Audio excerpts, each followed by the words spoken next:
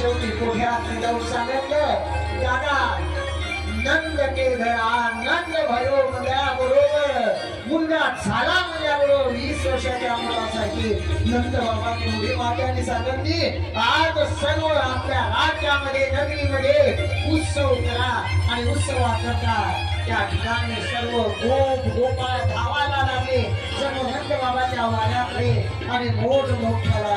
सर्व तोरण बांधले आणि जसं आज आमच्या कोटा नगरीमध्ये भगवंताच्या जन्मासाठी सुंदर तयारी केली एक वेळा त्या सर्व माझ्या तरुण बहिणीसाठी आणि त्या भावासाठी सर्वजण टाळी वाजवणारा जोर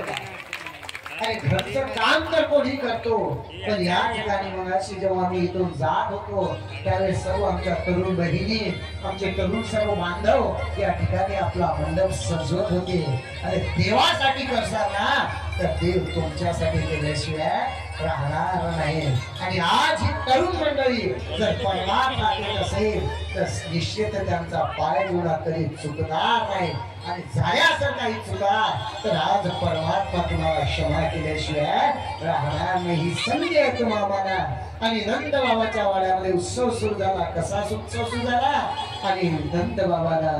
शिवदेवजी महाराजांच्या परिस्थितीला सांगतात की नंद बाबा ते वसुदेव बाबाने कृष्णाला डोक्यावर घेतलं आणि निघाले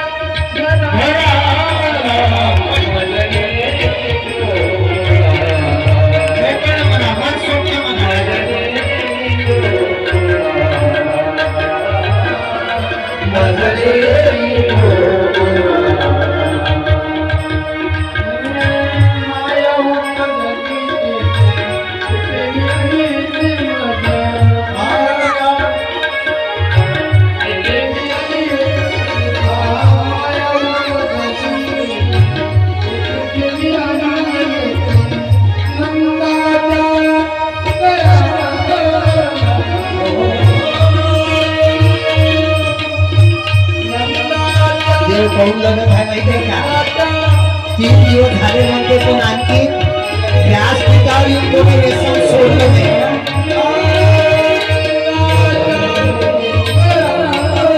आता तरी पुढे हात नका करून आशा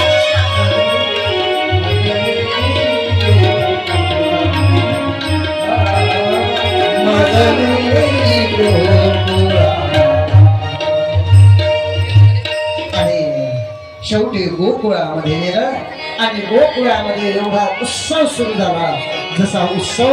आज आमच्या कोटा नगरीमध्ये अतिशय सुंदर महाराज यांनी एवढं सुंदर नियोजन केलं आणि आज तो आनंद आपल्याला घ्यायचा आहे सर्वजण आपापल्या जागेवरती उभे राहा आणि वेळ गमावू नका आपल्याजवळ काही जास्त वेळ नाही आज देवाच्या नावानं आपल्याला नाचायचं आहे आणि जो देवाच्या नावानं नाचल